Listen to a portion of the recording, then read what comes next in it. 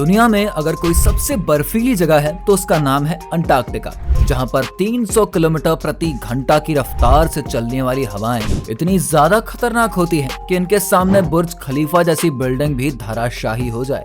यहाँ पर आना भी मुश्किल है और यहाँ जीवन बिताना तो उससे भी ज्यादा मुश्किल है। अंटार्कटिका से जुड़ी ऐसी बहुत सी बातें कहने को है जो कि इस जगह को बहुत ही रहस्यमयी बना देती हैं।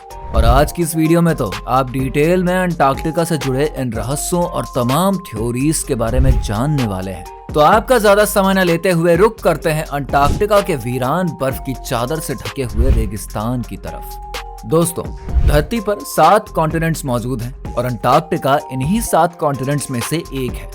धरती के दक्षिणी ध्रुव में मौजूद अंटार्कटिका को दुनिया का 5वां सबसे बड़ा कॉन्टिनेंट भी कहा जाता है और इसका क्षेत्रफल लगभग 140 लाख किलोमीटर वर्ग में फैला है। और ये इतना ज्यादा लंबा है कि ऑस्ट्रेलिया जैसे 2 बड़े बड़े कॉन्टिनेंट्स इसमें आसानी से समा सकते हैं।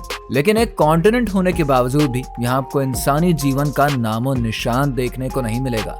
जी हाँ दोस्तों, पृथ्वी का इतना बड़ा हिस्सा आज भी वीरान पड़ा हुआ है और तो और किसी भी देश का यहाँ पर कब्जा नहीं है। लेकिन फिर भी दुनिया के 7 देश जैसे कि Australia, Chile, France, Norway, United Kingdom, Argentina और न्यूजीलैंड अंटार्कटिका पर अपना हक जरूर जमाते हैं। लेकिन आधिकारिक रूप में अंटार्कटिका आज भी किसी देश के अंतर्गत में आता ही नहीं है। दोस्तों, अंटार्कटिका में बारिश बिल्कुल ना के बराबर होती है, लेकिन इसके बावजूद भी इस जगह को बर्फ का रेगिस्तान कहा जाता है, क्योंकि यहाँ पर आपको सिर्फ बर्फ के अलावा और कुछ भी नजर नहीं आएगा। और अगर इस जगह पर बारिश होती भी है ना, तो सतह पर आते आते बारिश आसमान में ही स्नो बन जाती है। अंटार्कटिका में मौजूद पूर्वी भाग ज्यादा ऊंचाई पर मौजूद है, इसीलिए अंटार्कटिका के इस छोर का तापमान भी सबसे अधिक होता है। और हम आपको बता दें कि अंटार्कटिका का कोई भी अपना टाइम जोन नहीं है। अंटार्कटिका इतना ठंडा है कि सर्दियों के समय में यहाँ पर कई हफ्तों तक सूरज तक नहीं निकलता और दिसंबर के अंत से लेकर मार्च तक यहाँ पर सूर्यास्त ही नहीं होता है। और गर्मियों के समय में आप यहाँ पर सूरज को क्षितिज के ऊपर अपने चारों तरफ घूमते हुए भी देख सकते हैं। अंटार्कटिका के दक्षिणी ध्रुव तक पहुँचना बहुत ही मुश्किल है, क्योंकि ये काफी ऊंची जगह पर मौजूद है। इस जगह पर ज्यादातर आपको वैज्ञानिकों की बस्तियां ही नजर आएंगी और यहाँ पर आने वाले जहाजों को बर्फीले रास्तों का सामना करना पड़ता है, जो कि बिल्कुल भी खतरे से खाली नहीं है। और अगर आप इसके तट पर पहुंच भी जाते हैं तो यहाँ से दक्षिणी ध्रुव के केंद्र पर पहुंचने के लिए लगभग 1600 किलोमीटर की यात्रा करनी पड़ती है। आपको यकीन नहीं होगा, लेकिन अंटार्कटिका में जो बर्फ की सतह है वो लगभग 1.9 किलोमीटर मोटी है। तो ऐसे में आप खुद ही अंदाजा लगा सकते हैं कि इस बर्फ की चादर को पिघलने में कितना समय लगता होगा।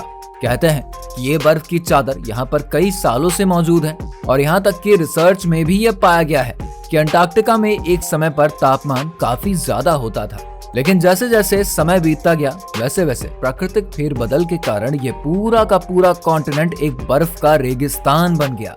कहते हैं कि पृथ्वी पर सबसे ज्यादा बर्फ अगर कहीं पाई जाती है तो ऐसे सिर्फ 2 ही जगह हैं, जिनमें से एक है ग्रीनलैंड और दूसरा है अंटार्कटिका। और इन दोनों जगहों पर लगभग पृथ्वी का 70% साफ पानी मौजूद है, लेकिन ये पानी बर्फ के रूप में मौजूद है। ये वो जगह है जहाँ गर्मियों में भी तापमान -10 से -15 डिग्री सेल्सियस तक रहता है। वहीं जब सर्दियाँ आती हैं तब ये तापमान तो -60 डिग्री सेल्सियस तक चला जाता है।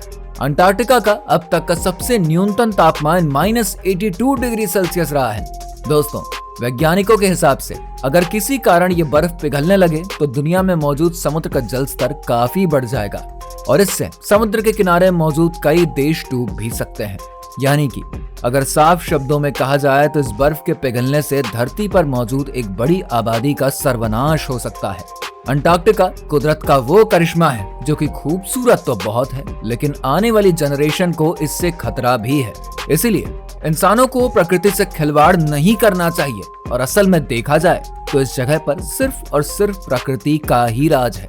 वैसे इस विषय में आपका क्या ओपिनियन है, हमें कमेंट सेक्शन में लिखकर जरूर बताइए। अगर ये वीडियो अच्छी लगी है तो इसे लाइक और शेयर करके हमारे चैनल फैक्ट गिल को सब्सक्राइब कर लें।